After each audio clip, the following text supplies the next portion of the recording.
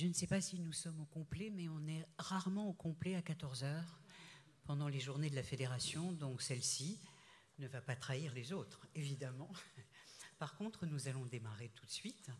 Déjà pour vous remercier d'être parmi nous. C'est vraiment un honneur chaque fois que nous pouvons dialoguer avec les villes, donc merci d'être là. Voilà.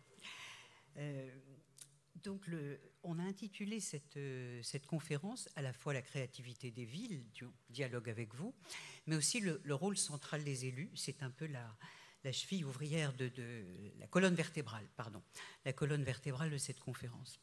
Donc merci à vous de nous avoir rejoints, d'autant qu'en ce moment, il y a un gros événement à Toulouse que vous n'ignorez pas, puisque certains des élus de vos villes y sont. C'est le Forum européen à la sécurité urbaine, à laquelle participe aussi France Urbaine. Et de fait, c'était une loyale mais sévère concurrence. Donc nous sommes ravis que vous ayez pu partager vos forces. Donc ça n'est pas un vain mot que de dire que vous jouez un rôle déterminant dans la définition et la mise en œuvre des politiques publiques, et particulièrement, bien sûr, en matière de santé, de prévention, de réduction des risques, de tranquillité publique et de gestion des usages dans l'espace urbain. Votre implication influence directement le quotidien des citoyens. Et au-delà de nos questions, ils influencent sur la question de la culture, le sport. Comme Toulousaine, je ne peux pas passer à côté du sport, l'habitat et la cohésion sociale au sens très large. C'est vous qui êtes sollicité en premier quand le torchon brûle. C'est vous qui sentez battre le pouls.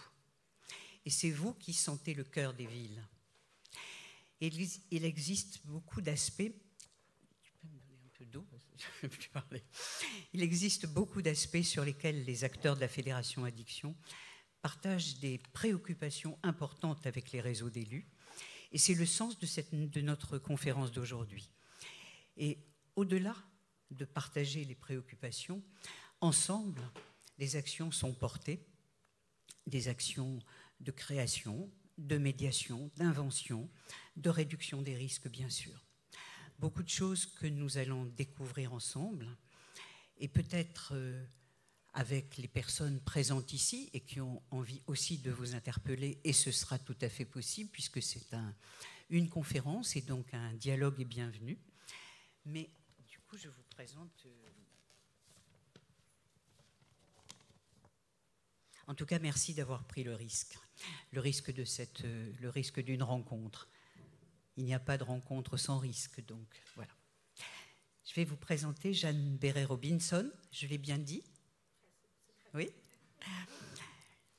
Donc Jeanne Béret-Robinson, vous êtes adjointe en charge de la sécurité publique et de la tranquillité publique à la mairie d'Angers et de la prévention, voilà.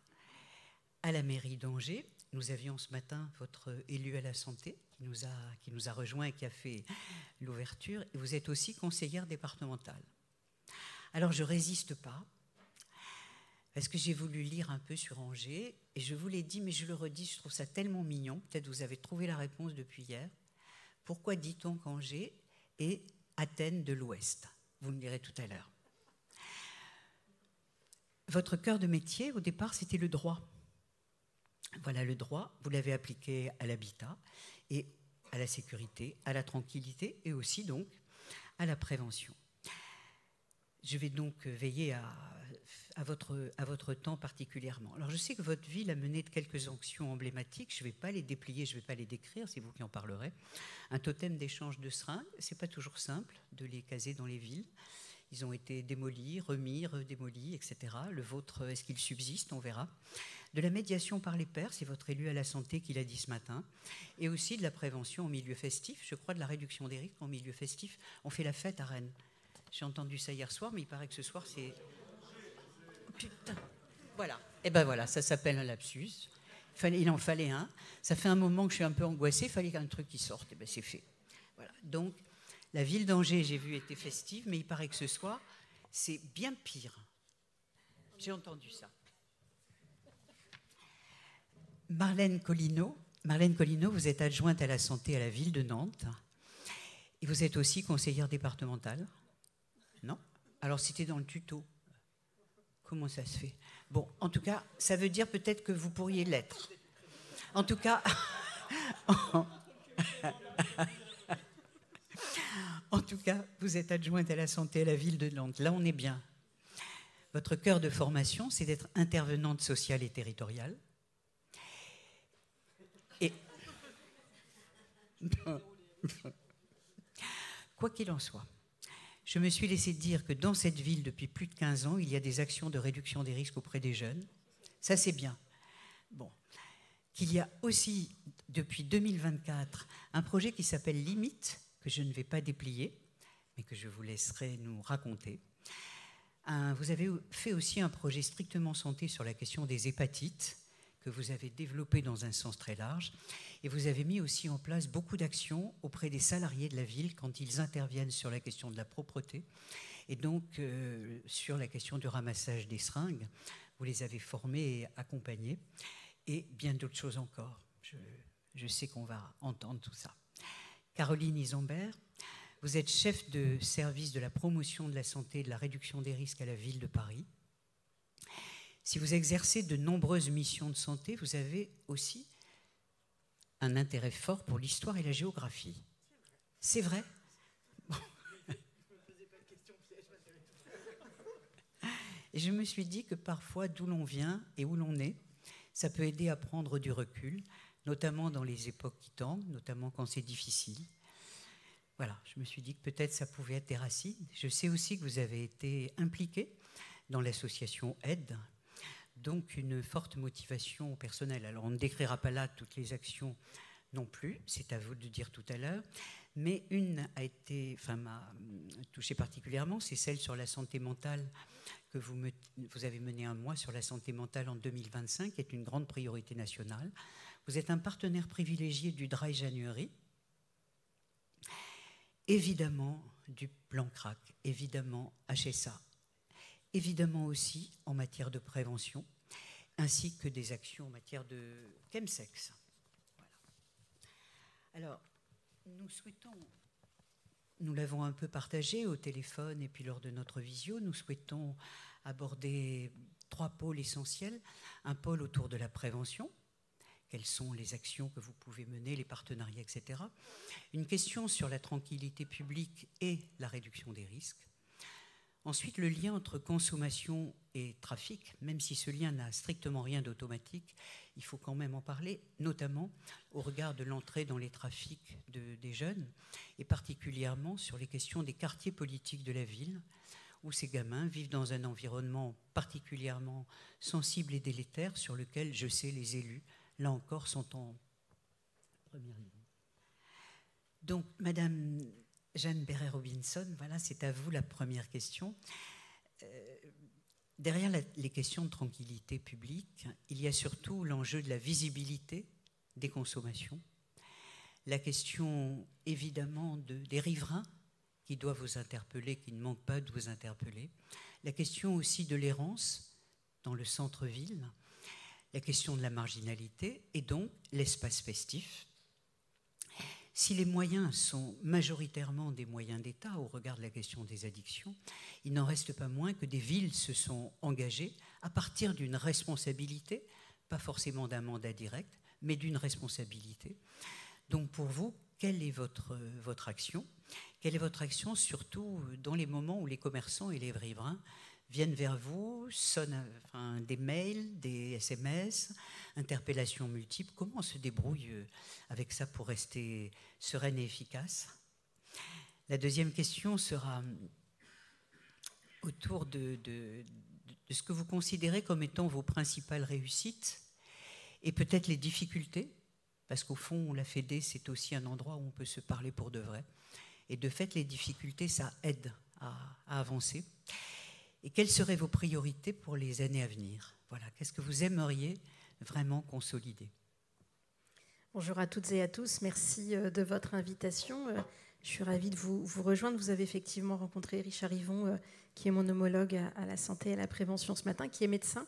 Donc il y a aussi une place particulière dans notre équipe par rapport à un certain nombre de sujets. J'ai bien conscience que l'adjointe à la sécurité et à la prévention, ce n'est pas forcément la première entrée, en tout cas l'entrée la plus naturelle.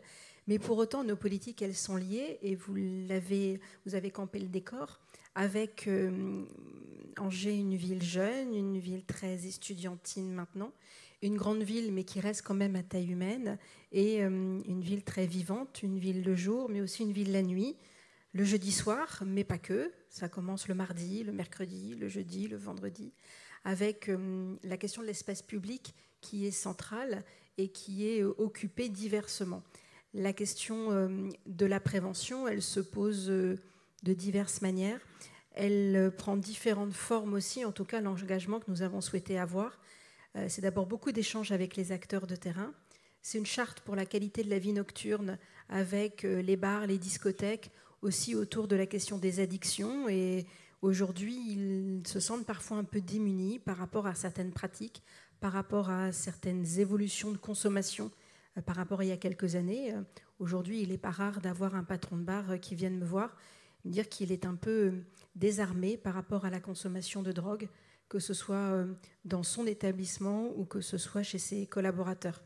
La question aujourd'hui, c'est comment ensemble on peut agir, comment est-ce qu'ensemble on peut trouver un certain nombre de leviers.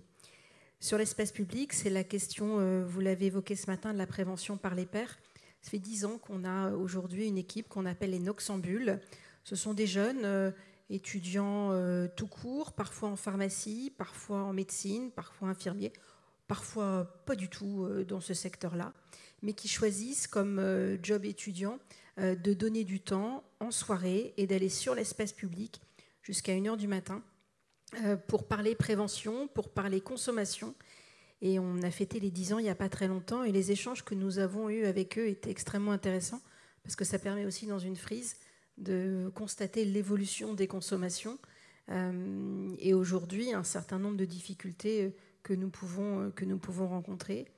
Le troisième volet, c'est la marginalisation. Aujourd'hui, on a une évolution autour, peut-être depuis le Covid, de public en déshérence.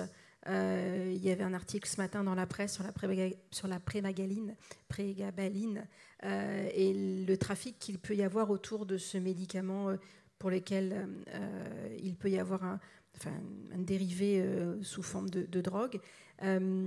Et comment est-ce qu'aujourd'hui on arrive à rassurer aussi les riverains qui vous expliquent que certains franchissent la porte cochère et dans les parties communes s'abritent. Voilà. Donc c'est tous ces sujets-là sur lesquels nous sommes évidemment en vigilance. Beaucoup d'échanges avec les riverains, beaucoup d'échanges avec les acteurs de terrain, des équipes de police municipale jour et nuit, un réseau de caméras de vidéoprotection aussi pour identifier et prévenir un certain nombre de comportements, et puis des échanges avec des acteurs de terrain aussi sur la prévention. Voilà. Dans les actions récentes que nous avons menées, je citerai évidemment celle qu'on a menée avec votre fédération autour du testing.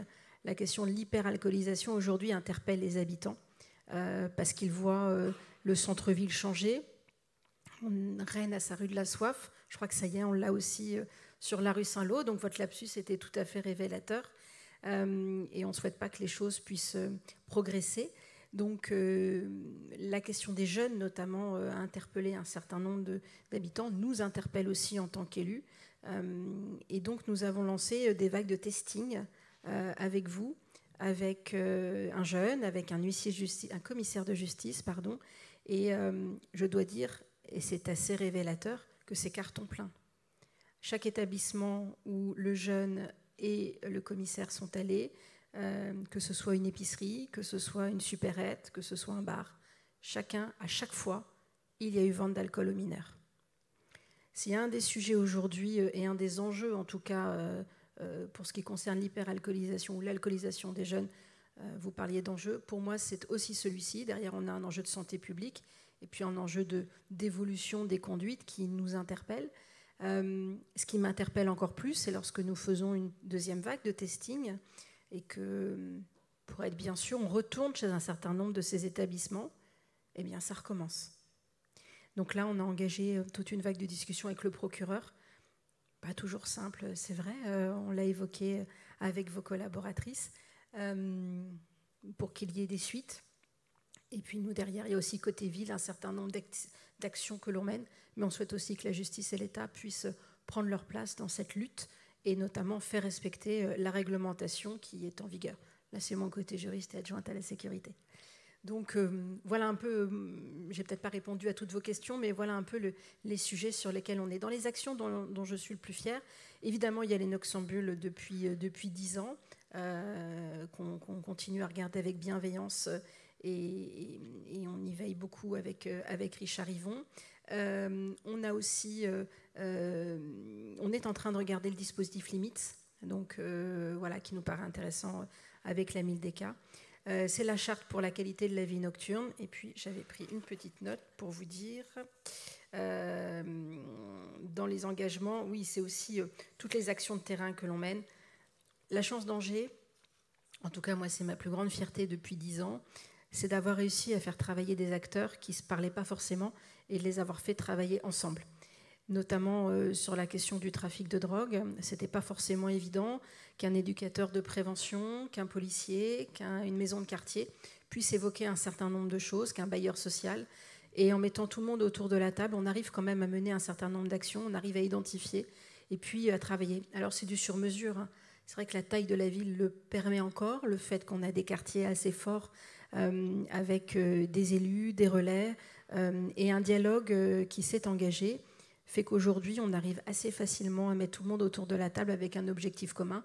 J'ai la semaine prochaine encore une réunion sur un quartier, effectivement, entre les services de la ville, la police nationale, la police municipale, la justice, on arrive à mailler les choses pour endiguer un certain nombre de comportements, que ce soit des comportements liés au rodéo, que ce soit des comportements liés au trafic de stupes, et avec le trafic de stupes de plus en plus chez les mineurs, hein, l'implication des jeunes mineurs dans le trafic, la question de la déscolarisation et l'enjeu aussi que l'État nous accompagne pour être sûr que les jeunes, finalement, ne laissent pas tomber, hein, ce serait tellement plus simple. En tout cas, moi je mesure les attentes des habitants par rapport à ça, mais j'ai surtout moi aussi pas mal d'attentes et d'exigences, et je crois qu'il ne faut jamais lâcher. Le jour où je me dirais que finalement, on peut faudrait faire autre chose. Moi, je ne suis pas forcément contre le cumul des mandats, mais à un moment, c'est de se dire que le jour où on n'a plus la niaque, le jour où on n'y croit pas, et le jour où on n'arrive plus à aller partout, ça, c'est un élément extrêmement important. À ce moment-là, il faut faire autre chose et il faut laisser la place à d'autres. Donc, aujourd'hui, on ne lâche pas, on va partout, et surtout, on essaye d'emmener tout le monde. Et emmener tout le monde, finalement, c'est assez simple quand on est soi-même convaincu de ce que l'on engage. Donc aujourd'hui, c'est ce sur quoi nous portons nos efforts. Merci beaucoup. Il y a déjà beaucoup de choses dans votre intervention. Quelque chose en particulier qui, je trouve, est tout à fait intéressant parce que ce n'est pas forcément partout le cas. C'est la question d'arriver à faire travailler ensemble les policiers, les acteurs du soin, les acteurs peut-être de la justice, etc. Et quels sont les bénéfices de ces dialogues ? Parce que pour le coup, il y a quand même des enjeux qui sont assez différents, parfois. En tout cas, des missions. Les enjeux peuvent être les mêmes, mais en tout cas, les missions sont très différentes. Et comment vous avez un exemple d'enjeu que vous avez pu médiatiser et sur lequel, finalement, tout le monde s'est mis un peu d'accord. Je pense, par exemple, à la question de l'entrée dans les trafics des gamins que vous avez abordée, qui est une vraie question de responsabilité collective, là, pour le coup, dans l'éducation nationale, que la prévention spécialisée, les maisons, etc., tous les acteurs de la ville. Sur ce point-là, par exemple, on voit dans les quartiers comment la police, effectivement, va très souvent vers les gamins, mais ce n'est pas pour autant qu'ils arrivent à créer du lien. Comment vous, en tant qu'élu à la sécurité et l'acteur qui est élu à la santé, vous arrivez à trouver, comment on va dire, un gentleman agreement pour effectivement ne pas... Alors sur ces sujets, l'élu à la santé n'intervient pas. Et en fait, je crois que le secret, c'est surtout de ne pas médiatiser. Souvent, ça part de... Moi, je co-anime dans les quartiers des réunions avec les adjoints de chacun des quartiers, dans lesquels j'ai tous les acteurs. Et, vous parlez des adjoints à la mairie ? Oui. D'accord. Et souvent, la discussion, elle va partir, par exemple, d'un principal de collège qui va nous indiquer qu'il a 5 jeunes qui, depuis le début de l'année, ne viennent pas trop, etc. Et puis, on est dans le cadre du secret partagé. Très vite, même sans se donner les noms, on voit qui c'est. Le bailleur va avoir des éléments. La maison des solidarités va faire tilt aussi sur un certain nombre de sujets. La maison de quartier va dire, ah bah oui, tiens, puis moi je les vois traîner, et puis, ah oui, tiens, puis ils occupent cet espace-là. L'éducateur de près va dire, ah oui, mais moi je l'ai vu. Et en fait, on arrive très vite à tisser un maillage, et puis après, avec ou sans moi d'ailleurs, les acteurs se réunissent et essayent de voir ce que chacun peut faire, justement dans ces missions différenciées, là où ça commence pour certains, là où ça va s'arrêter pour d'autres, et à retisser le lien. On a eu récemment là, un sujet à la Roseraie avec un groupe très jeune, enfin un groupe de dealers, et puis la police vient et arrête, et du coup arrive en flagrance à trouver le produit et les revendeurs. Et puis 3 jours après, le trafic a repris, mais par des beaucoup plus jeunes. On est au pied d'un immeuble du bailleur social que je préside, avec des associations d'habitants au rez-de-chaussée. Et très vite, on a de plus en plus d'éléments. Et en fait, ce sont des jeunes de 12, 13 ans. Voilà, donc ça interpelle énormément. Et là, l'enjeu pour nous, il est de travailler avec les parents, de travailler avec le collège, et puis d'avoir une espèce de boucle et de se dire, tiens, on l'a vu, il n'est pas là, etc., pour réussir à les sortir du trafic. C'est pour ça qu'à un moment, on a besoin aussi, nous, de professionnaliser un peu ça. Et les actions, notamment de Limite, nous intéressent. Comment est-ce qu'on arrive aussi à détricoter cette implication des jeunes dans le trafic et leur montrer qu'il n'y a pas d'avenir, en fait, dans ça. Je dois dire qu'on a plutôt une bonne équipe d'éducateurs de prévention, d'éducateurs de rue, qui connaissent bien les jeunes. Moi, je crois en ce dispositif et depuis 10 ans, je le soutiens. Ce ne sont pas des animateurs, et les animateurs de la maison de quartier ne sont pas des éducateurs. Donc là aussi, il faut être très clair sur ce que chacun fait. Mais je crois que le secret, en tout cas, ce que moi j'estime être la clé de la réussite, c'est beaucoup de présence sur le terrain, beaucoup de dialogue, et puis de trouver à chaque fois comment est-ce qu'on tisse un lien, comment est-ce qu'on raccroche pour éviter que les uns et les autres ne décrochent. Votre phrase est jolie. Les éducateurs de prévention ont-ils des liens avec les centres de soins qui sont, voilà, et de fait, ça favorise une intervention la plus précoce possible, si je comprends bien, c'est ce que vous tentez de... Avec les soins et avec les centres de santé sexuelle aussi, parce que de plus en plus, on a aussi ces sujets-là. Alors, ce n'est pas votre sujet aujourd'hui, mais on voit bien que la question du corps et globalement, le rapport au corps, il évolue. Le rapport à l'autre et au corps de l'autre évolue. Et c'est d'ailleurs eux qui nous ont remonté un certain nombre d'alertes, notamment sur des pratiques dans des caves ou de prostitution, etc. Donc là aussi, on n'a pas fait une conférence de presse, mais on a tiré les liens petit à petit pour identifier. Et voilà, donc Angers, l'Athènes de l'Ouest, je l'ai découvert grâce à vous. Ici, c'est parfois un peu vivons heureux, vivons cachés. Peut-être qu'on ne communique pas suffisamment, mais je dois dire que je ne suis pas une fervente adepte de la communication. Je préfère qu'on ait ces actions de terrain et évidemment, je salue toutes les actions des acteurs de terrain qui le font et qui, je crois, ne seraient pas très à l'aise avec le fait qu'on communique beaucoup là-dessus. Voilà. Oui, vous vivez la communication presque comme un danger, plutôt que comme une force qui peut être utile dans vos actions. En tout cas, merci. Je pense que vous avez pas mal déplié de choses. Le lien, là, je ne sais pas si... Comment dire, vous avez un contrat de santé, local de santé, j'imagine, un contrat de ville avec la préfecture, avec l'État, avec l'État. La mission interministérielle territoriale intervient avec vous. Est-ce que vous avez en projet, ou peut-être le faites-vous déjà, avez-vous des programmes que vous menez conjointement? Avez-vous pu faire des appels à projets? Souhaitez-vous le faire par rapport à d'autres objectifs? Parce que là, il y a pas mal de... il y a dans le cœur de la ville, il y a les quartiers, il y a les situations complexes que vous avez décrites, notamment l'évolution des consommations qui remontent par les bas, etc. Donc de fait, est-ce qu'il y a un maillage, là je dirais en termes de méthodologie, par rapport à la structuration de vos projets, entre l'État, la mission interministérielle qui est aussi dans l'État, mais quand même qui est une entité spécifique, et votre ville?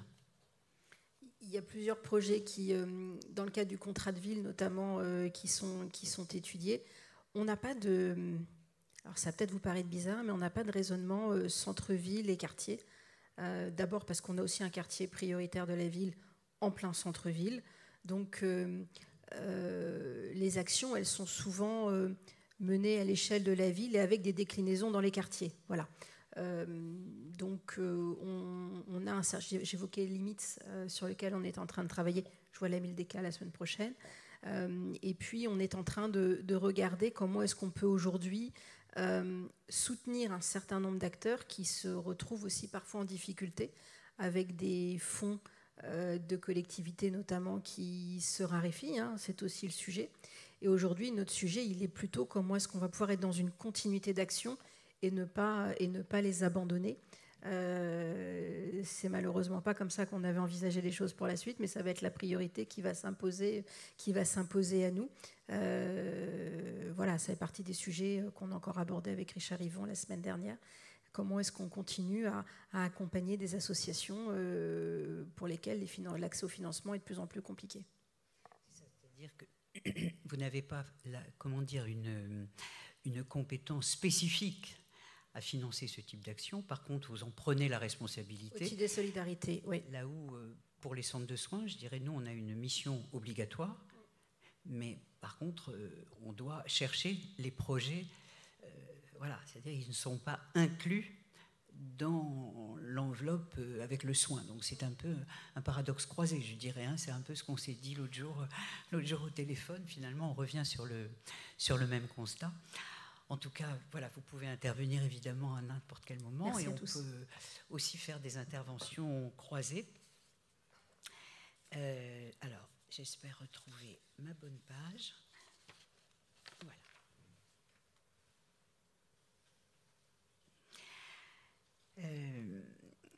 Donc, j'aurais souhaité, comme on l'a un petit peu fait déjà en visio, mais j'aimerais que tout le monde puisse vous entendre, comme élu à la santé, que vous partagiez avec nous, votre vision sur la question des usages, abus et dépendances. Voilà. Comment voyez-vous ce phénomène aujourd'hui ? Madame Robinson disait tout à l'heure que les remontées que vous aviez dans votre ville, hein, c'était beaucoup d'évolution dans les consommations, une aggravation dans les consommations, peut-être même, j'entends presque une santé mentale de gamins qui ne vont pas très bien. Vous l'avez daté du Covid, donc peut-être faites-vous un lien implicite. Donc de fait, comment voyez-vous la question des abus, usages, abus et dépendance ? Et puis on abordera un petit peu la question de la prévention, d'abord avec vous. Très bien. Bonjour à toutes et à tous. Merci de m'accueillir pour ce moment important de la fédération. Puis, je suis contente de venir à Angers en voisine. C'est relativement simple pour moi, évidemment, de Nantes, de venir vous voir. Peut-être je vais faire un tout petit retour en arrière, même si vous m'avez dit on va évoquer la question des préventions, mais je pense qu'un des rôles majeurs des villes aujourd'hui, c'est de pouvoir se situer très en amont des difficultés. Nos politiques publiques, elles doivent pouvoir permettre que en fait, les gens aillent mieux et qu'ils puissent se construire en tant qu'individus. Je pense notamment aux enfants et faire en sorte que dès le début, on fasse en sorte qu'ils soient dans de bons rails. Sinon, on se posera toujours la question des usages, des abus, des difficultés. Et on aura toujours une part de la population qui, de fait, ira moins bien à un moment de sa vie. Je pense que sur le sujet santé mentale et addiction, si dès le début, par exemple, je vais prendre un exemple qui est pour moi important, on ne s'interroge pas sur la question des violences faites aux enfants et donc que dès le plus jeune âge, on ne se pose pas ce type de questions, eh bien, on n'arrivera pas, in fine, à régler l'ensemble des problèmes. À la ville de Nantes, on a fait le choix de garder le service santé scolaire, donc ce sont des agents municipaux qui interviennent dans les écoles primaires publiques et privées, comme 10 autres villes en France, dont la ville de Paris.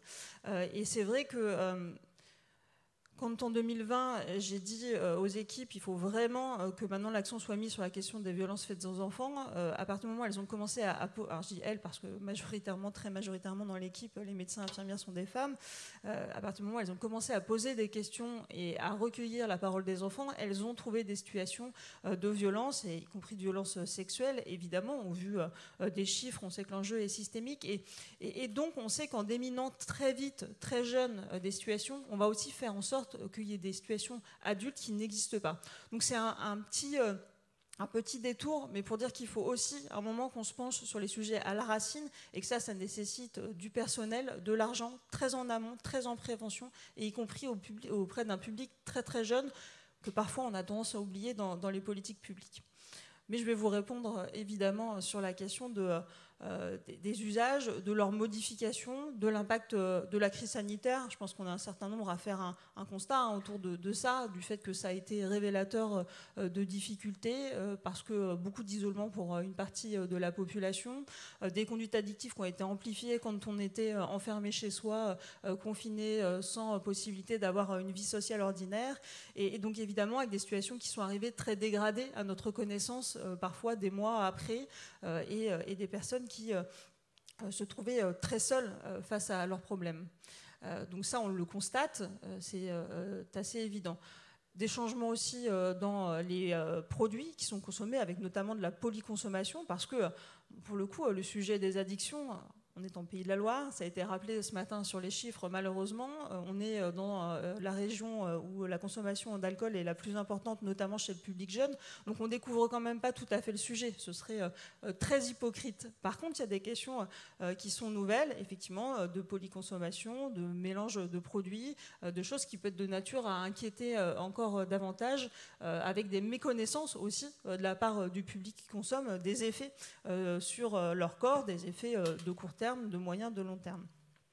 Donc c'est aussi ces sujets-là à nouveau qu'il nous faut traiter et pour lesquels, donc je vais aussi avancer assez vite, mais on a besoin d'un soutien important des associations qui sont les vôtres, parce que en réalité, par exemple, sur la question de la connaissance des produits, il est évident que ce sont les associations qui ont la connaissance fine de ce qui se passe concrètement sur le terrain, du type de produits qui circulent. C'est d'abord vous, avant nous. En général, c'est vous qui vous en faites le relais. Vous preniez l'exemple de ce dispositif Noxambule. Évidemment, à Nantes, on pourrait prendre l'exemple de Avenir Santé qui intervient un peu de la même manière, mais je crois qu'Avenir Santé intervient également à Angers, je crois, de mémoire. Intervenait avant, voilà, très bien. Et donc qui vont nous faire remonter ce que sont les réalités en contexte festif. Je pense à une association comme Technoplus, qui sur un champ différent, mais va intervenir en free party, rave party, et va nous dire aussi ce qui s'y passe concrètement. Un certain nombre d'associations qui très directement se font le relais auprès de nous pour nous alerter, pour nous dire on a découvert ça, ce produit on ne le connaissait pas, on est en train de se documenter, et donc votre expertise elle est majeure pour nous, pour aussi pouvoir après comprendre ce qui se passe et en être informé. Je le dis dans un contexte qui est particulier, en effet ça a aussi été dit, il y a un sujet de contexte budgétaire extrêmement resserré. En Pays de la Loire, ça a été dit par le président, le responsable régional de la Fédération Addiction, M. Perrochot, tout à l'heure. Le Conseil régional de Pays de la Loire a fait le choix d'arrêter complètement de soutenir les projets de prévention et de réduction des risques. Donc c'est 500 000 € de fonctionnement par an qui étaient distribués à 6 associations qui aujourd'hui n'existent plus et qui sont vraiment matière à nous inquiéter, puisque nous laissons collectivités locales un peu seules aussi. On se retrouve un peu les derniers financeurs à faire tenir des projets avec des associations qui nous disent en fait là on est en train de licencier potentiellement, donc est-ce que le projet va continuer, on n'est pas sûr. Donc c'est vrai qu'on a ces sujets-là d'à la fois de modification d'usage, de besoin d'avoir des acteurs hyper solides en face qui puissent nous aider, et parfois de se sentir à la fois un peu seul face à l'ampleur de la difficulté. Je crois que la réponse est claire en même temps. Le fait d'avoir quand même créé ce maillage important, et puis surtout cette vision systémique. Ça, c'est intéressant, à la fois vision systémique et pour le coup, par rapport à l'histoire d'un enfant et les raisons de ses vulnérabilités, c'est-à-dire travailler à la racine. Donc j'imagine que là, pour le coup, pardon pour la conseillère départementale, que vous n'êtes pas, mais pour le coup, la protection maternelle et infantile devient un acteur de premier recours dans ces situations. Et est-ce que quelque chose, cette vision, elle est, pour nous, en tout cas, elle parle. Parce que bien sûr, lorsque la question des usages fait problème chez quelqu'un, au bout d'un moment, bien évidemment, il y a à la racine des choses compliquées pour les personnes, des souffrances, etc. Et donc, de fait, est-ce qu'entre la ville et le département, vous partagez cette vision systémique, cette analyse, que la question des vulnérabilités précoces, la question quand même de l'environnement, on va dire de la pauvreté, puisque on le sait, un certain nombre de recherches, mais Catherine en a parlé ce matin, un certain nombre de recherches ont montré à quel point la pauvreté, le stress répété, a un impact violent sur un potentiel de transformer ou de voir évoluer des usages dits récréatifs en véritable addiction, parce que pour le coup, il y a une espèce de force qui pousse à trouver des soulagements. Et dans ce que vous dites, justement, est-ce que cette analyse, vous la partagez avec le département ? Et donc, avez-vous pu mettre en place des préventions, on va dire, alors j'aime pas trop primaire, secondaire, tertiaire, parce que je sais pas comment, j'ai jamais pensé vraiment ces mots. Mais en tout cas, on va dire par rapport à la petite enfance et à l'accompagnement des mamans, pour le coup, mamans solo parfois, quand on entend beaucoup de discours qui se veulent extrêmement caricaturaux par rapport aux mamans solo, aux parents solo, des discours caricaturaux qui les stigmatisent. On a vu ce matin, là aussi, Catherine l'a dit, l'effet des stigmatisations. Et de fait, on voit bien qu'on empire massivement avec les médias, vous l'avez dit, ces images délétères qui font que les femmes, si elles sont stigmatisées, n'oseront pas demander de l'aide. Donc cette vision systémique, est-ce qu'elle vous permet d'ouvrir les liens et de pouvoir construire, notamment avec le département, la région un peu moins, puisqu'ils sont plus sur la formation, etc. Mais en ce qui vous concerne, avec cette vision-là ? Oui, alors sur la question des enfants et de comment rapidement, notamment quand on décèle une forme de mal-être, il y ait possibilité de trouver une solution, j'allais dire une solution du service public, à savoir une solution gratuite d'accompagnement des enfants et puis des familles, puisque vous le dites très bien, mais quand on parle enfant, on parle famille, et puis souvent on parle maman. On a un projet, on a cheminé là depuis 1 an et demi autour d'un projet qu'on appelle aujourd'hui la Maison des enfants. On ne sait pas comment il s'appellera, qui aura vocation à ouvrir à partir de 2026. Qui est un peu le pendant de la maison des ados, c'est de se dire que c'est très bien, il y a un maillage territorial important, on a une maison des ados qui fonctionne bien en Loire-Atlantique, avec à la fois à Nantes, donc même maintenant deux antennes, à la fois son siège et puis une antenne qu'on a voulu mettre en cœur de quartier populaire pour voir comment ça pouvait aussi rapprocher la maison des ados d'adolescents en difficulté, voilà, en cœur de quartier. Mais on se disait il manque un endroit pour les 6-11 ans, donc de pouvoir être dans ces âges-là, et qui sont aussi des âges où on discute beaucoup avec le conseil départemental. C'est vrai qu'il y a la PMI avant, il y a la maison des ados après, et puis entre les deux il se passait un peu rien, un moment qui est un moment charnière de la construction, et sur lequel aussi on avait un certain nombre de professionnels qui nous disaient on a énormément d'enfants qui arrivent, y compris des tentatives de suicide chez des très jeunes, ce qui n'existait pas avant et ce qu'ils ne constataient pas. Et là, ils nous parlaient d'enfants de 9 ans, 10 ans, scolarisés à l'école primaire. Et donc, on a construit ce projet. Alors, après, chacun participant à la hauteur, j'allais dire, de ses moyens aussi, puisque le conseil départemental a aussi ses propres difficultés financières, mais il nous accompagne là-dessus. Et donc, on aura un endroit voilà, où les enfants pourront venir avec leur famille gratuitement en situation de mal-être, de difficulté, pour pouvoir bénéficier d'une psychologue, d'une psychomote, d'un travailleur social, tous dans le même lieu. Et l'idée, c'est de pouvoir intervenir très vite. Voilà. Donc, quelqu'un qui se présente aura forcément une solution et quelqu'un qui l'écoutera immédiatement. On ne renvoie pas dans 6 mois à l'échelle de la vie d'un enfant. Ça n'est pas entendable, ça n'est pas acceptable. Et donc, on les prendra immédiatement. Et donc, ça, c'est aussi le fruit de nos discussions, effectivement, très resserrées avec le conseil départemental sur ces sujets qui sont majeurs pour nous. Ça fait penser à la Maison Verte de Dolto. Il y avait un peu cette intention. En tout cas, pour ce qui est de l'intervention précoce, on peut dire que là, vous avez mis l'accent sur vraiment la précocité, qui d'ailleurs devrait être la compétence, la DCMPP, mais bien sûr une place dans 6 mois. Donc vous allez essayer d'intervenir beaucoup plus tôt. Ça vous parle, Madame Robinson, cette action-là ? On ne va pas jusqu'à la prévention si tôt, mais je pense que c'est un des enjeux, effectivement. Aujourd'hui, je partage le fait de prendre les choses dès le plus jeune âge. Ce qui m'interroge, moi notamment, et ce qui me remonte de mes collègues, notamment en charge à la petite enfance, c'est par exemple des situations de violence en crèche que nous n'avions pas il y a quelques années.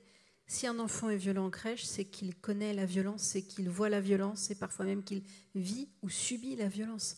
Donc ce sont tous ces sujets-là, et en fait, on revient à ce qu'on disait tout à l'heure, c'est comment est-ce qu'on rentre dans le sujet. Et en fait, par ces éléments-là, ça permet vraiment de rentrer à l'intérieur de la vie des familles, de ce qui s'y passe, et comment derrière on peut décomposer un certain nombre de choses et accompagner, trouver des solutions et ne pas les laisser seuls gérer ces difficultés, souvent liées aux addictions. Ce qui, moi, m'interpelle aujourd'hui, c'est effectivement des polyconsommations, c'est les troubles psy et notamment la question sur l'espace public de gens qui ne vont pas bien, qui décompensent, qui boivent, qui fument, qui se droguent et qui, là aussi, inquiètent ceux qui vivent autour. Et je le dis souvent, moi, les gardiens d'immeubles, ils ne sont pas psy, ils ne sont pas médecins, ils sont gardiens d'immeubles. Et donc derrière, c'est comment est-ce qu'on peut reconstruire du lien pour ne pas laisser la personne qui est en souffrance et puis permettre aussi de préserver le vivre ensemble. Je crois que c'est aussi, en tout cas, c'est en tant qu'élu, la mission que je me suis fixée. Je crois que on peut peut-être revenir. Alors, c'est pas, non pas que la question de la petite enfance soit pas notre cœur de sujet, c'est le cœur de sujet, mais c'est pas le travail de tous les jours, je dirais, en addicto, pour le coup. Au revoir, madame. Merci beaucoup, en tout cas, de votre présence.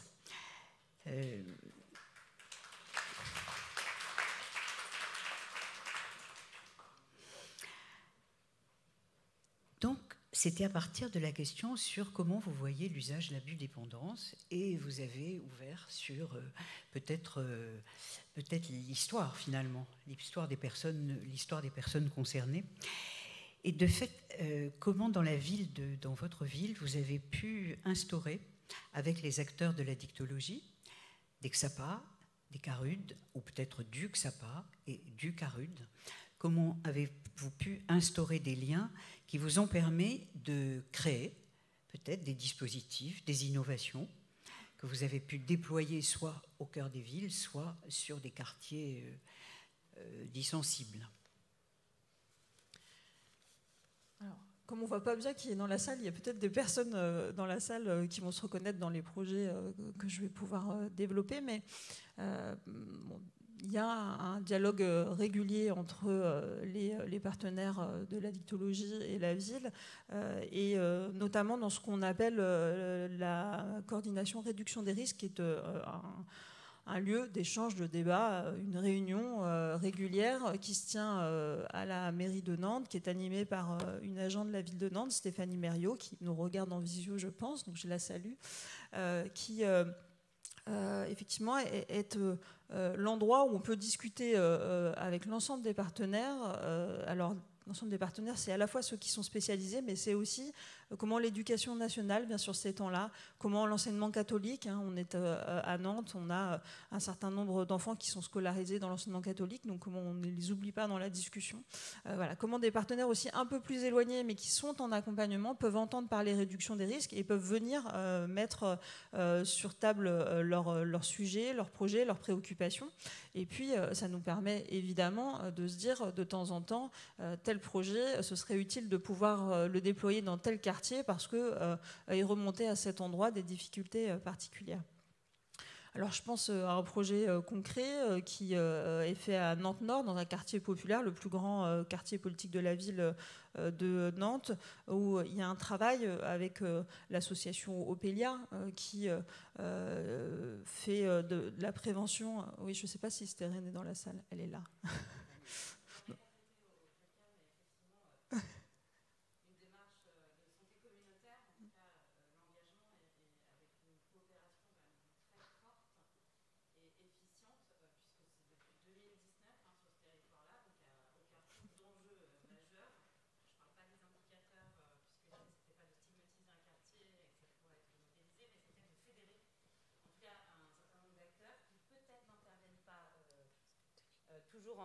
Pardon, merci. Donc effectivement, on a... Stérène, peut-être on va faire en deux temps. Oui, pardon. on va laisser Madame Collineau déplier l'action, et puis peut-être tu prends le relais, parce qu'effectivement, c'est intéressant d'avoir Nantes à deux voix, avec l'élu et l'actrice qui intervient sur CQPV. Hein, donc tu pourras lui redonner le micro. Hein, voilà. Dans ce cas-là, je ne vais pas rentrer dans le détail des dispositifs, mais effectivement, un dispositif qui est axé autour d'un quartier populaire où le sujet était montant des consommations, de quelque chose qui était tapis en réalité depuis des années et qui est arrivé sur l'espace public. Et donc le choix a été fait de faire confiance à un acteur associatif et qui puisse mettre tout le monde autour de la table pour pouvoir poser cette question et l'assumer en fait, y compris auprès des familles et des jeunes. Donc ça, c'était important, et de pouvoir aussi assumer ce sujet auprès de l'éducation nationale, parce que ça pose aussi après des questions concrètes sur comment l'éducation nationale accepte, par exemple, qu'on rentre dans un collège, qu'on évoque ces sujets. Enfin voilà, c'est aussi un combat de tous les jours, la discussion avec l'éducation nationale, hein, qui estime aussi que c'est aux enseignants de faire le travail. Nous, on pense que des travailleurs sociaux, des travailleurs spécialisés peuvent aussi, à un moment, apporter quelque chose de différent et d'avoir évidemment une parole qui soit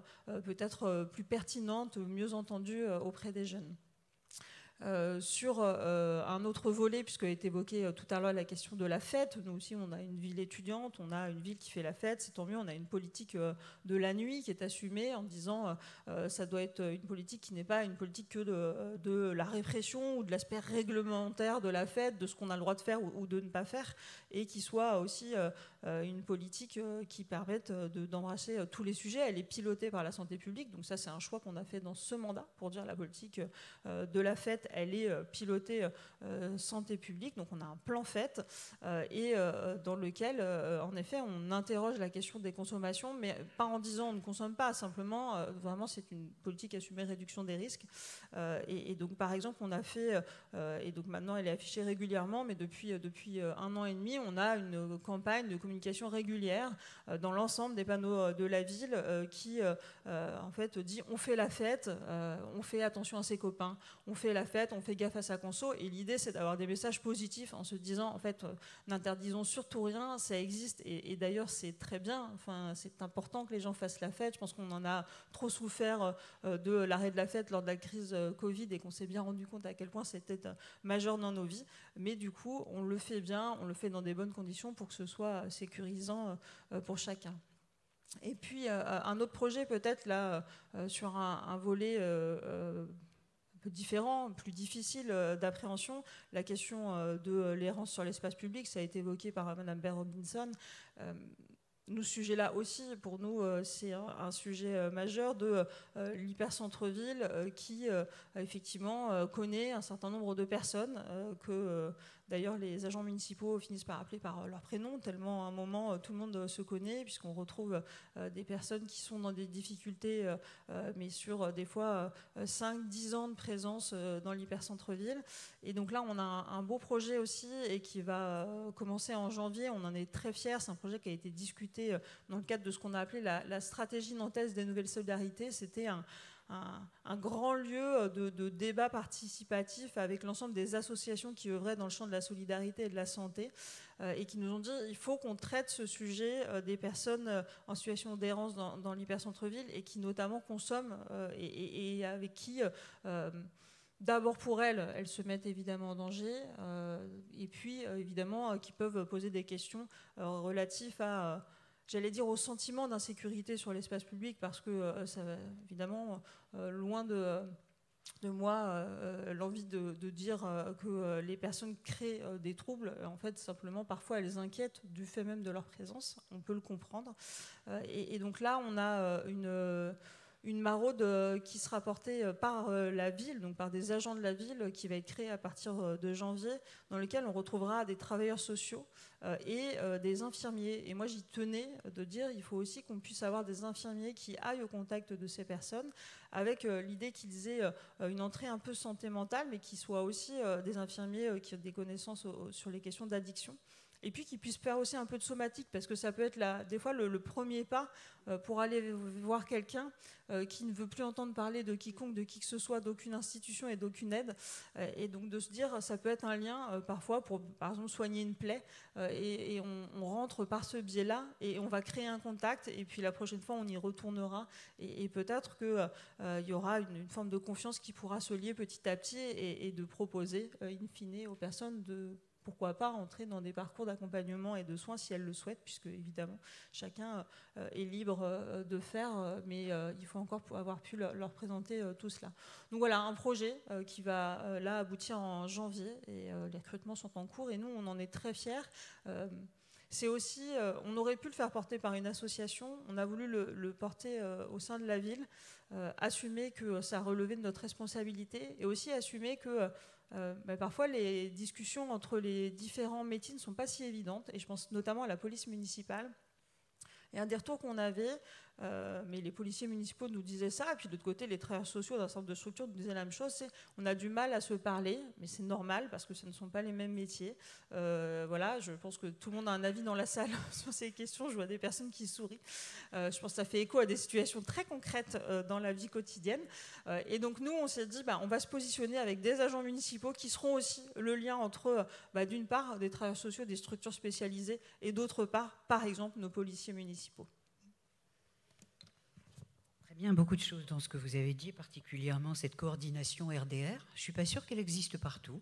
Alors je sais qu'à Paris, oui, vous allez nous en parler très vite, mais je pense que, en tout cas, c'est un groupe, j'imagine, intéressant, régulier. Vous arrivez à avoir toutes les instances, et on est vraiment sur... alors on peut vous prêter notre slogan de la ville de Toulouse sur la fête, fait-on plus, risquons moins. Pas mal, voilà. Et on fait beaucoup la fête à Toulouse comme à Nantes. Voilà.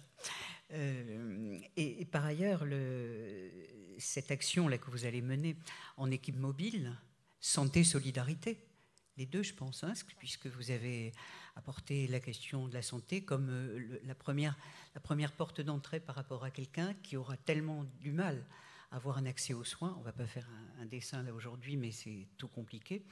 Et en tout cas, en approchant des équipes de compétences. Et vous avez aussi parlé de compétences addicto que vous voulez mettre dans cette maraude.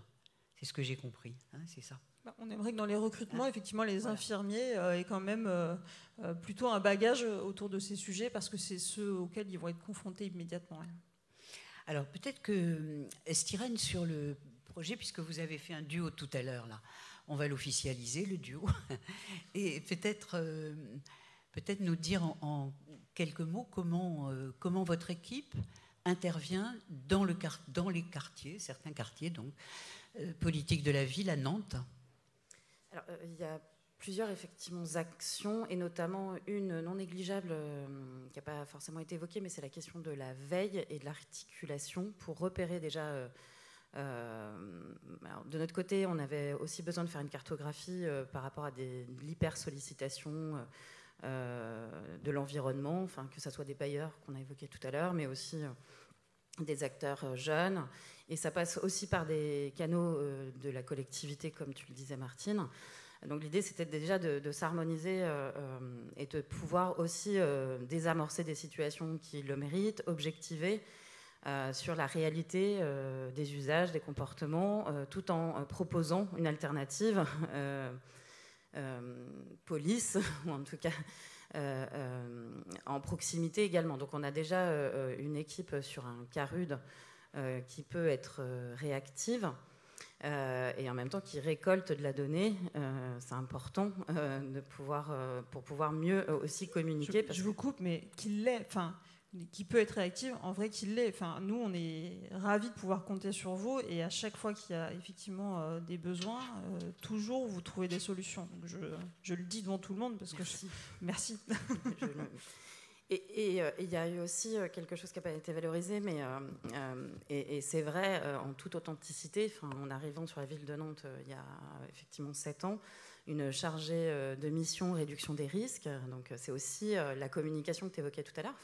C'est-à-dire quand même que c'est porter, incarner avec les moyens que sont aussi celles d'une collectivité, d'une agglomération. la possibilité aussi de trianguler sur des réalités, nous, en tant qu'acteurs, qu'on a besoin de rendre lisibles, et souvent on est dans nos huis clos, plutôt en aval. Je pense aussi à la question du, entre guillemets, transfert de compétences, mais d'être appui aux acteurs, et notamment d'un point de vue soutien, on a pu mettre en place, nous, en tout cas des ateliers réduction des risques à destination des partenaires, parce qu'on est quand même sur une grosse agglomération, donc avec quand même beaucoup d'acteurs de la solidarité qui ont besoin d'être outillés parce qu'ils sont confrontés eux-mêmes en première ligne aux situations, que ce soit sur des lieux d'accueil ou des lieux d'hébergement. Je ne l'apprendrai pas aux acteurs addictos dans la salle, mais en tout cas, clairement, cette coopération-là, et si je reviens à la démarche sur Nantes Nord, elle était vraiment comment on travaille sur nos modèles de gouvernance. C'est vrai qu'on aurait pu, effectivement, sur les questions de santé mentale, c'est les mêmes démarches qui sont dépliées aussi, les mêmes questionnements, les mêmes méthodes, c'est-à-dire ensemble, comment on coopère sur des problématiques qui sont au croisement, et donc décloisonnons, et la ville, encore une fois, je suis désolée, mais a été en capacité de se regarder fonctionner, que ce soit en tant que tranquillité publique, santé, territoire aussi, et s'articuler pour en tout cas tenir le cap, parce que si on revient à la question de l'articulation trafic, usage, jeunes, prévention, soins, donc avec cette logique de continuum, il est important de pouvoir mettre un peu de méthode et donc déjà parler le même langage sur soit un territoire, en tout cas un dénominateur commun. Je reprendrai vraiment ce terme avec vous. Il me semble qu'à la fois il y a les actions et à la fois il y a la question de la gouvernance. Et c'est vrai qu'une des questions qu'on peut se poser pour demain, c'est quelle évolution de la gouvernance sur les territoires.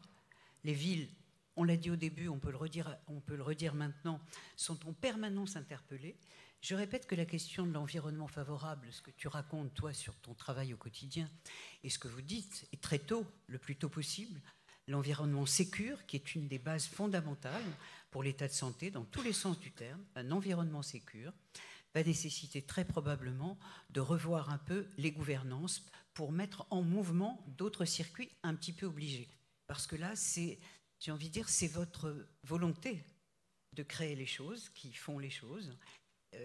Peut-être y aura-t-il à les penser en amont en termes de nouvelles régulations de compétences. Voilà, c'est juste ça que je dis pour un peu ancrer les choses, pour qu'elles ne soient pas sous l'influence trop importante de politique. Évidemment, là, moi, je bois du petit lait dans ce que j'entends. Mais il y a des endroits où je suis sûre que je ne boirai pas du petit lait. Et peut-être même du lait très amer. D'accord ? Mais comme il n'y a pas de gouvernance qui est prévue, pensée en amont et qui demande aux acteurs d'avoir des réflexions contradictoires, elles sont contradictoires, si je veux, peut dire le maire. Or, voilà. Évidemment, le pire n'est jamais sûr, mais malgré tout, il faut toujours l'anticiper. Il me semble que ce que vous avez décrit, ce que Madame Béret-Robinson a décrit aussi, on voit bien des collectivités qui ont vraiment envie. Ah mais j'arrive à vous. Parce que c'est-à-dire que pour nous, Paris, c'est Paris. Bon, on n'arrive pas tout de suite à Paris. Il faut laissez-moi 2 minutes pour atterrir à Paris. Non, voilà, vraiment, il me semble que ça serait un progrès de démocratie. Voilà. Juste sur ça, j'allais dire même au sein de l'État, on a des sujets de dialogue. Alors je l'évoque maintenant, peut-être que c'était prévu de l'évoquer à un autre moment, mais sur un sujet particulier qui est celui des haltes soins addiction.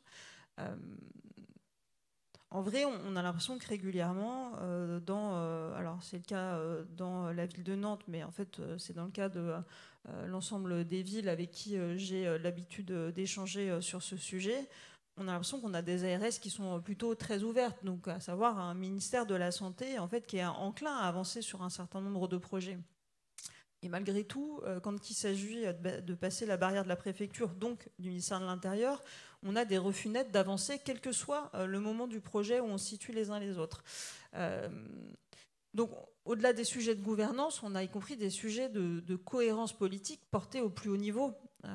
C'est inconcevable dans ce pays qu'on fasse un décret pour créer une structure qui s'appelle Halte Soins Addiction, puisque de fait elle a été réformée à ce moment-là, dépoussiérée, et donc on fait le choix d'en faire un nouvel objet et de se rendre compte que maintenant le décret a dû sortir il y a quoi, 5-6 ans, et aucune halte soins addiction n'existe dans ce pays, alors même qu'il y a des projets. Moi j'ai des collègues élus qui ont bataillé tout ce qu'elles ont pu pour pouvoir obtenir que ça puisse être installé dans leur ville. Je pense aux collègues à Lille, à Marseille, et où il ne se passe rien, y compris décourageant des équipes. Donc ça crée aussi à des moments, alors qu'on a engagé l'ensemble d'une équipe municipale autour de sujets dont on sait qu'ils sont sensibles, dont on sait que parfois ils sont controversés, et quand on arrive à convaincre l'ensemble de l'équipe municipale et qu'en fait rien ne se passe, évidemment qu'on commence même en interne à avoir des difficultés.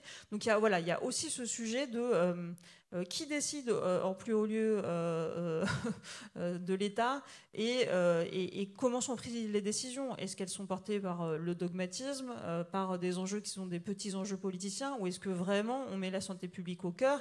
Est-ce que vraiment on est en capacité de prendre en compte ce qu'ont été l'ensemble des rapports et des évaluations sur les salles de consommation à moindre risque qui existent en France, les deux, et puis celles qui existent dans nos pays voisins?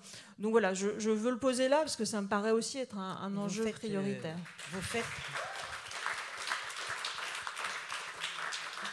Vous avez fait une très belle transition vers Caroline Isambert.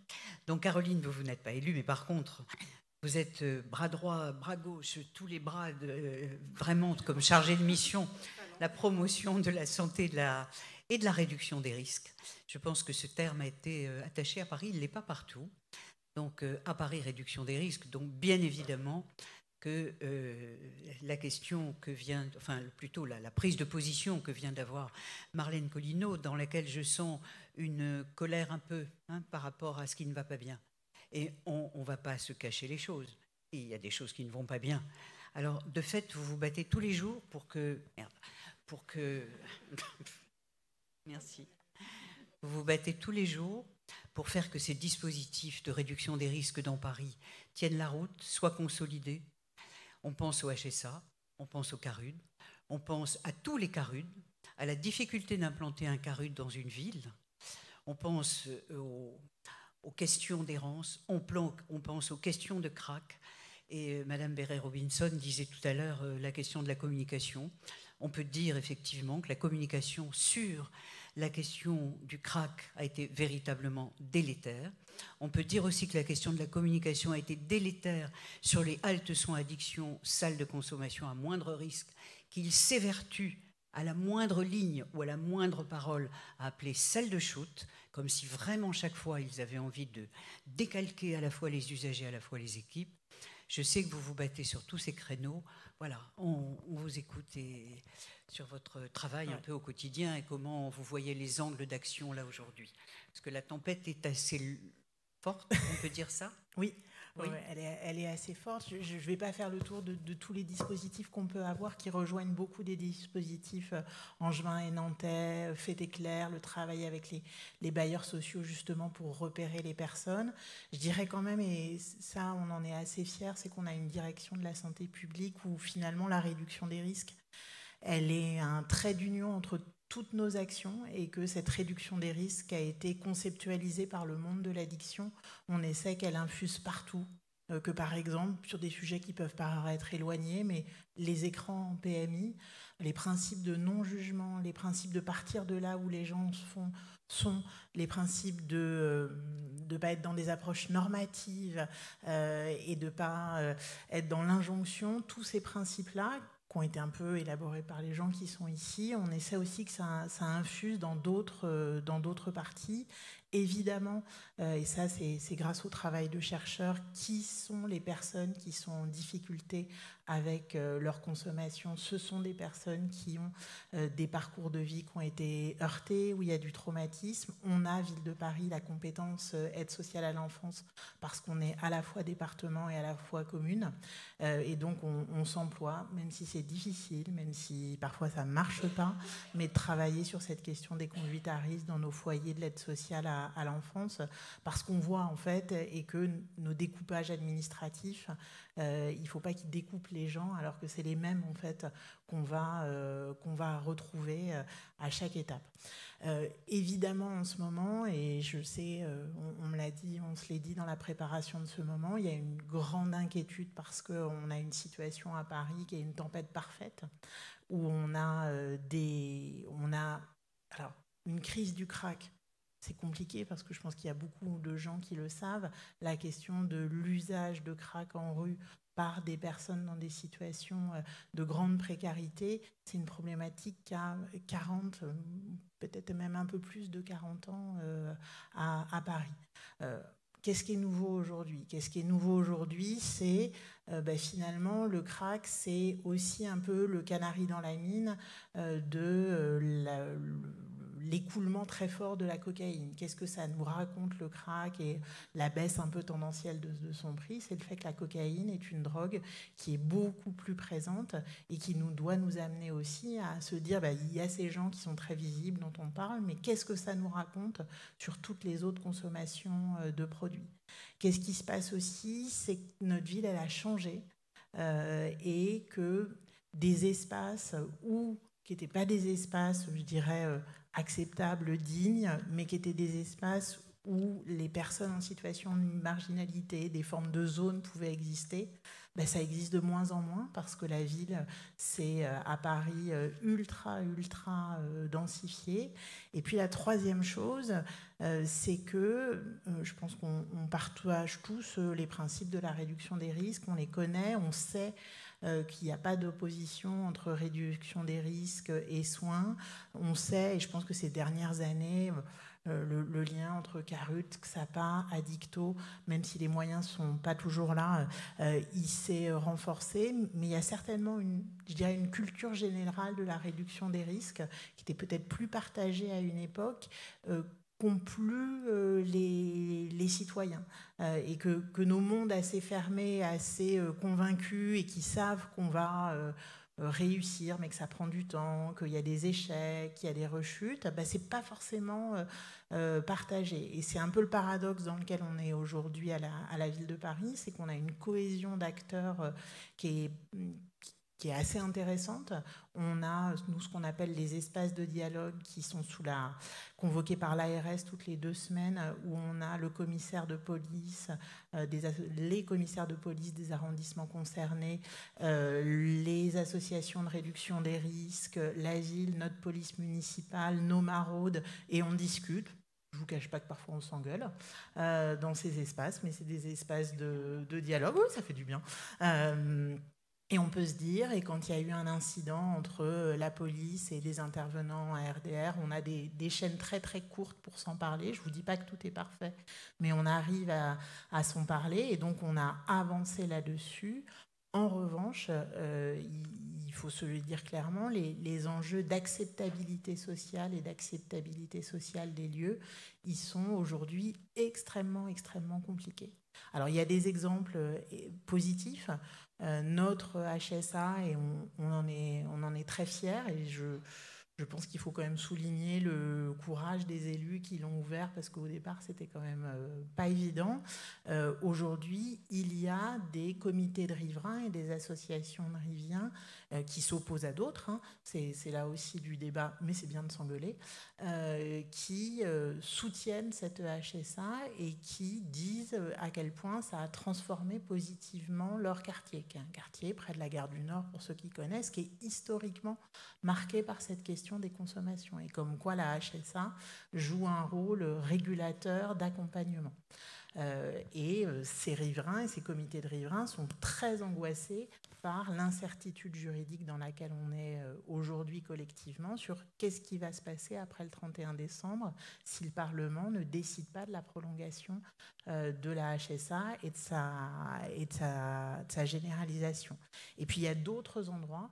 Je pense à ce qu'on a vécu ces dernières semaines avec le Carut de rue de Cléry, alors même qu'il y a eu un dialogue très constant avec les habitants, en présence des élus, en présence de la police municipale. Je vais le dire un peu trivialement, ça ne l'a pas fait. il y a quelque chose qui, pour l'instant, et le directeur de l'ARS a pris la décision de suspendre temporairement les activités du CARUD. Il y a quelque chose entre ces habitants qui ont l'impression que leur cadre de vie s'est fortement dégradé et ce dispositif, et nous qui n'avons peut-être pas su expliquer, il y a quelque chose qui n'a pas fonctionné. Et pour nous, c'est d'autant plus étonnant que c'était un déménagement à quelques rues, et bien 2 rues qui semblaient se ressembler, où on pensait que finalement on allait avoir à peu près les mêmes interactions avec la population. Ça s'est passé complètement différent, et puis avec une mise en danger de tout le monde, des usagers, des équipes du CARUD, des riverains, avec une situation très très chaude. Et ça, alors on a une faiblesse à Paris, c'est que tout ce qui se passe à Paris prend tout de suite une caisse de résonance. On n'a pas la douceur angevine de l'absence de communication, et vraiment je rejoins par le fait qu'on aurait besoin de moins de bruit pour pouvoir se parler. On a tout de suite des articles dans la presse nationale, on a un environnement médiatique qui n'est pas du tout favorable à ces questions de réduction des risques et qui ne veut pas les comprendre. Qui empêche un travail serein. Et donc ça va être tout l'enjeu dans une période où on va vers des élections municipales, de réussir à faire du travail très fin. Néanmoins, et je tiens à le dire, on a, en lien avec l'Agence régionale de santé, en lien avec les acteurs de la réduction des risques, on a ouvert des choses ces derniers temps. Je vais d'ailleurs pas m'étendre sur les adresses, parce que la caractéristique de ces lieux, c'est qu'ils se sont intégrés en fait dans leur environnement urbain, et qu'ils ne posent pas de difficultés. Donc on y arrive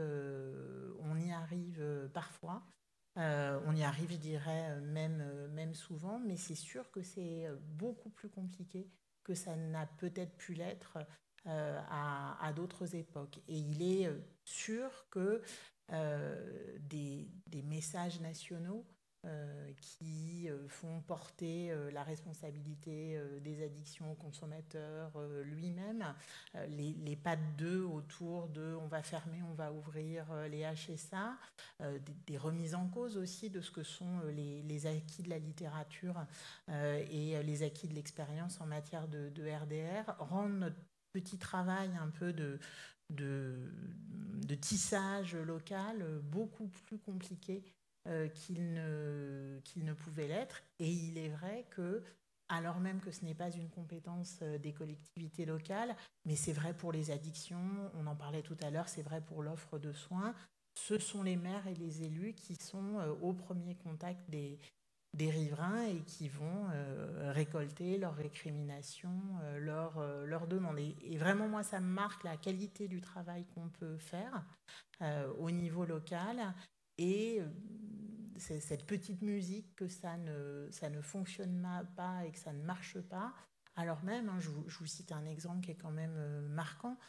Pour les personnes usagères de crack, il y a eu une petite révolution au moment du Covid. C'est l'idée que le principe du « un chez soi d'abord » était un principe qui avait du sens pour ces personnes usagères. Et au moment du Covid, on a réussi à ce qu'il y ait un nombre assez conséquent de places d'hébergement pour ces personnes usagères de crack. On a eu une étude de l'INSERM qui a montré que ça avait un effet sur la baisse de la fréquence des consommations. Bon, là, vous le savez, enfin voilà, mais on en a la démonstration. Donc ça a fonctionné, les gens vont mieux, et pourtant cette forme de brouhaha nous donne l'impression que les choses n'ont jamais été pires, que rien n'est fait. Donc il y a vraiment une vraie nécessité qu'on réexplique, qu'on rassure. Et puis, eh bien, il y a des fois où il y a des vrais blocages, et il va falloir qu'on réinvente des choses différentes, qu'on s'appuie sur des lieux qui existent déjà et qui sont acceptés pour faire des choses en plus, qu'on fasse du mobile, qu'on fasse, nous on réfléchit beaucoup à faire du modulaire avec des choses qui sont temporaires, voilà. Mais vraiment notre question centrale à la ville, c'est la question des lieux. Et puis il va aussi avoir la question budgétaire, parce que ça fait plus d'une quinzaine d'années que la ville s'engage à plusieurs millions d'euros dans les dispositifs des réductions des risques au-delà de ses compétences. Évidemment, le contexte n'est ni bon pour l'État ni pour les collectivités, et ça met en fragilité les acteurs, et notamment les acteurs associatifs qui sont pour nous l'un des cœurs. Je le dis aussi, pour la ville de Paris, c'est très important sur ces sujets-là de passer par des acteurs associatifs, y compris, et on y est très attaché, des acteurs qui sont dans une démarche de santé communautaire, parce que ça nous paraît... Voilà, on est attaché à financer des associations qui emploient des travailleurs pairs, parce qu'il nous semble qu'il y a une expertise, un recul, une accumulation d'expérience qui est utile. Et puis aussi des agents de la ville, je pense aux collègues de l'UASA, qui participent en ce moment à un autre atelier, qui vont sur le terrain, et pas seulement en réunion, faire ce lien fin entre... les maraudes du médico-social, les maraudes de RDR, et puis la police municipale, la police nationale, et essayer de toujours jouer la carte de l'apaisement. En tout cas, dans ce que vous dites, il y avait des liens avec ce qu'a dit Marlène Collineau tout à l'heure, hein, notamment cette question des maraudes, etc. Pour le coup, votre... vision, enfin, le fait que vous disiez qu'il est important d'avoir une vision anthropologique de l'usage, ça me semble, alors on ne va pas en parler maintenant, c'est pas le lieu, mais pour le coup c'est tout à fait intéressant, et on aura, j'imagine et j'espère, l'occasion de retirer ce tiroir qui est tout à fait passionnant et profond et important. Lorsque vous avez parlé de la RDR, vous avez commencé tout à fait au début en disant, vous l'aviez dit je crois aussi, qu'il y a une perte de culture par rapport à la RDR. Voilà. C'est-à-dire que la RDR, au moment du sida, la RDR, hébergée par le parapluie sanitaire, c'était presque une légitimité totale. Oui. Aujourd'hui, heureusement d'ailleurs, enfin, disons que le sida a pris une toute autre forme, les hépatites aussi, grâce au traitement.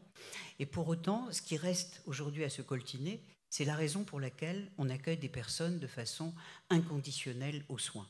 Et on voit bien qu'aujourd'hui, dans un certain nombre de médias, des gens qui ont d'ailleurs travaillé dans la réduction des risques attaquent, oui, le tranchant de la RDR du côté de la complicité. Et ce terme, vous venez de l'employer, la complicité, je pense que c'est... voilà, le ministre de l'Intérieur, je ne veux pas le nommer parce que ce n'est pas lui qui m'intéresse en tant que personne, c'est sa fonction. Voilà, la fonction d'un ministre qui dit que les usagers sont des complices de meurtre, en l'occurrence, puisque c'était suite à des décès, voilà, des décès de riverains, justement. Et en tout cas, vous tracez le fil, il me semble, d'un combat, je ne sais pas s'il faut l'appeler d'un combat, mais peut-être qu'il va y avoir à mener sur la réduction des risques. Très certainement. Voilà. La fermeture de la rue Cléré, c'est ça, c'est rue Cléré, hein. La fermeture de rue Cléré, probablement que l'équipe et peut-être les usagers, enfin tout le monde s'y retrouve, ça a été une déflagration au niveau national, c'est-à-dire ce qui s'est passé à Paris là, a inquiété véritablement tout le monde. On sait qu'à Lille, une salle de conso allait ouvrir. Le matin même, la préfecture a dit non, on n'ouvre pas, on laisse fermer. Donc finalement, la vision de la réduction des risques, plus du tout protégée par la peur du sida, oui, est en danger en tant que concept, en tant que philosophie, en tant ce que vous avez décrit. Voilà. Et la question de la sécurisation, à la fois des consommations, à la fois du parcours des usagers, par les maraudes, vous l'avez dit aussi, hein, le fait d'aller vers, le fait d'être auprès d'eux et de travailler avec les travailleurs pairs, pour le coup, santé communautaire. Voilà, toute une culture qui est en train de se perdre, au profit finalement de manipulations quand même. Alors, mais vous allez me dire si j'ai bien compris, j'ai l'impression qu'on manipule un peu la vie des riverains.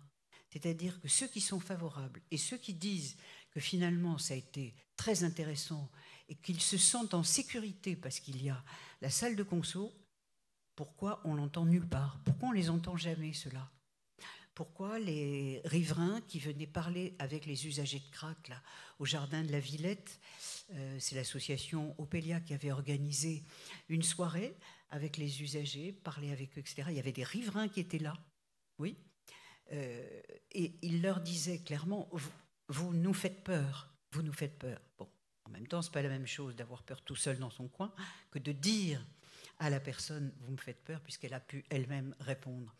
Donc au fond, comment vous voyez cette possibilité-là de retrouver une pédagogie profonde sur la réduction des risques, qu'on puisse un peu retourner, si j'ose dire, cette agressivité qui est contre les usagers aujourd'hui, on restigmatise, voilà, et tous ces dispositifs pourraient être en danger, quels qu'ils soient. À l'aune d'eux, à quoi ça sert de les accueillir quand ils consomment, ils n'en sortent jamais? Ne seriez-vous pas complices?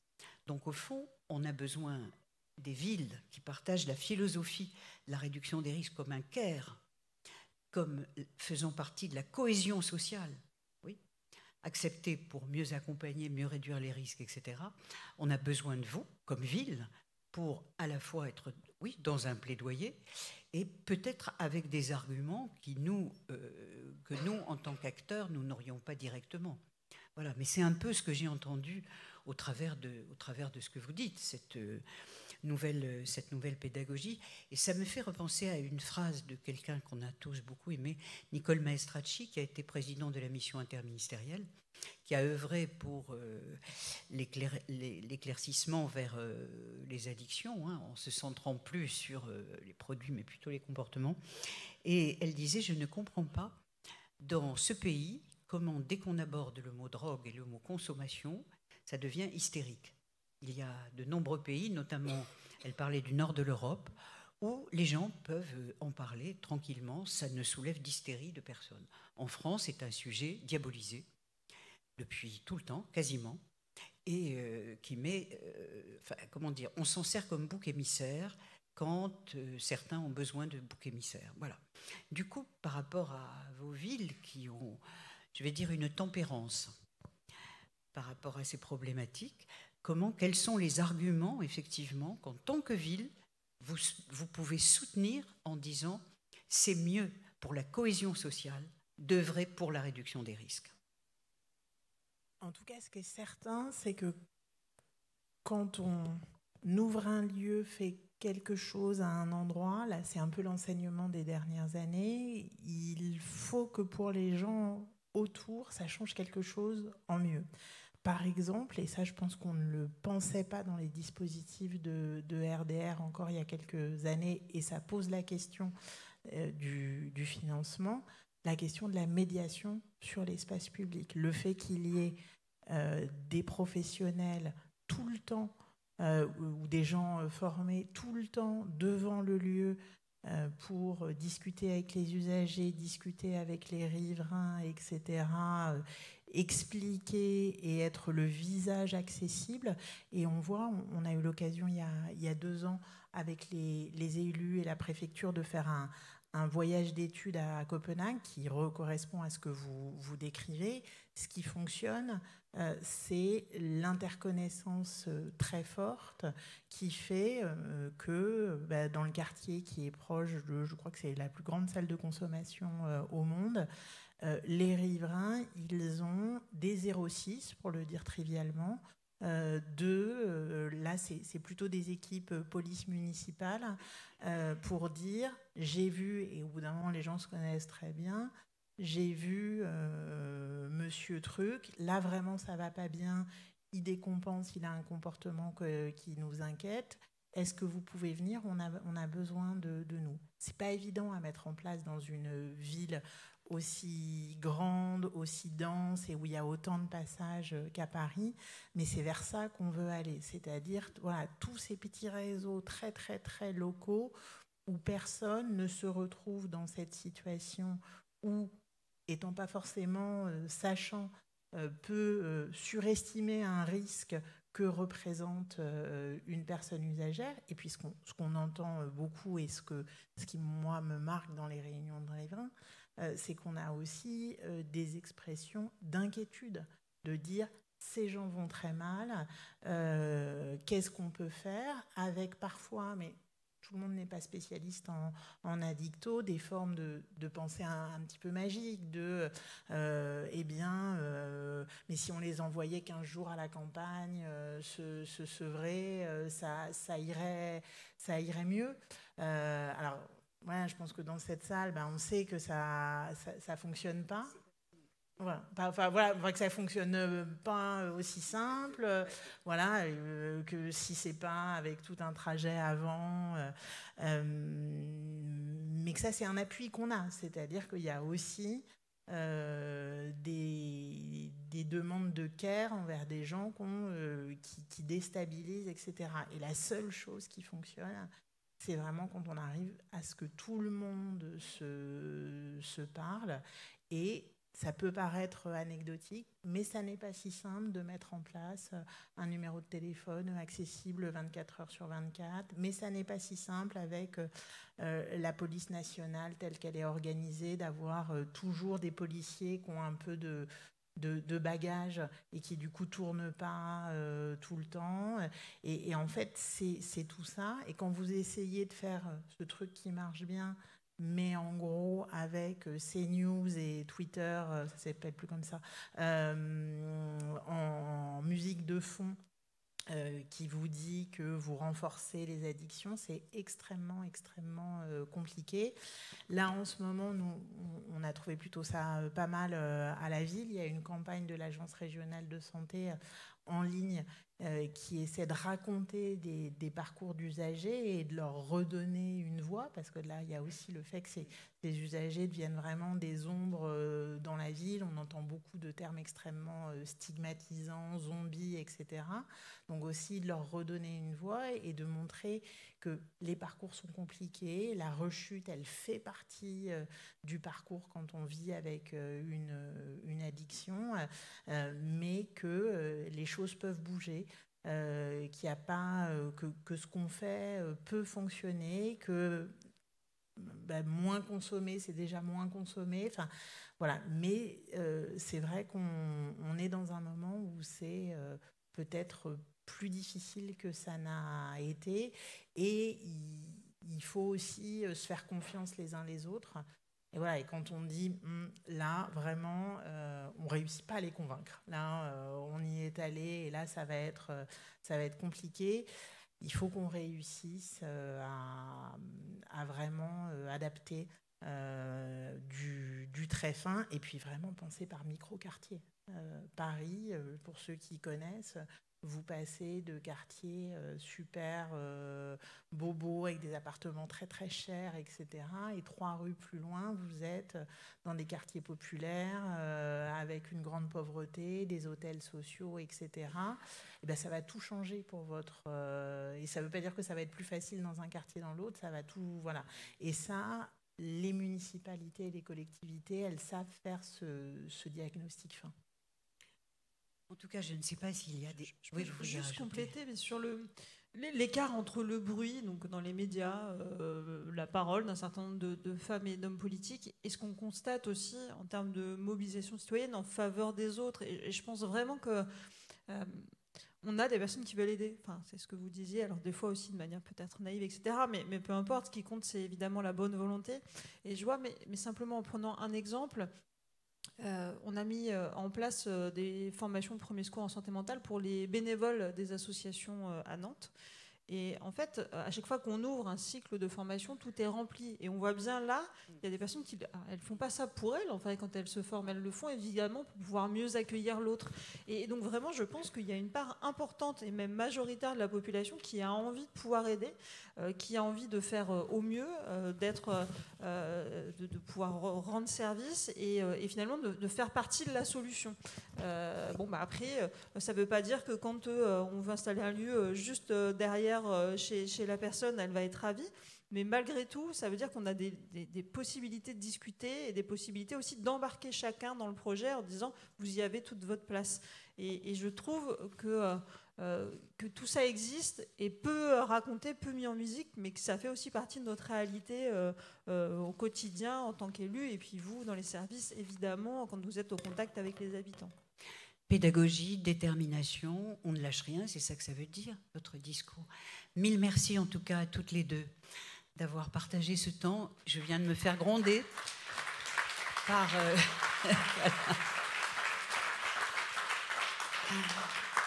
On a vraiment envie de continuer à discuter avec vous, mais je pense que la prochaine commission avec les villes que nous allons mener, vous y serez nos premières invitées. 1000 merci, vraiment.